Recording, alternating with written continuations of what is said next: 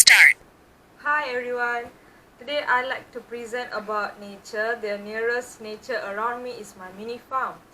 My mini farm located in front of my house. So this is how it starts. First, my family and I, we like to give some food to the pigeon where it's flied from in front of my house. And then this make us as a hobby, and so my dad make it as a hobby. So he started to build a small hut, and then we raised some chicken, turkey, goose, ducks, four guineas, parrot, and also many more.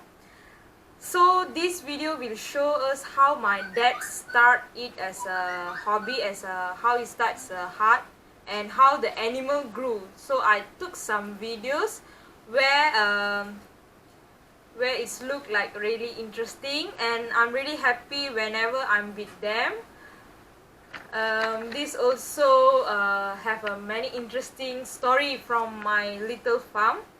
One of my favorite is one of my favorite memory is about the chick hatching time. I named the first chick hatched as a MacD. There's a lot of memory that make me happy. Moreover, my dad planted some trees, such as banana tree, lime tree, sugar cane, and also chili tree, and many more. Hope you enjoy watching my video, and thank you. Bye bye.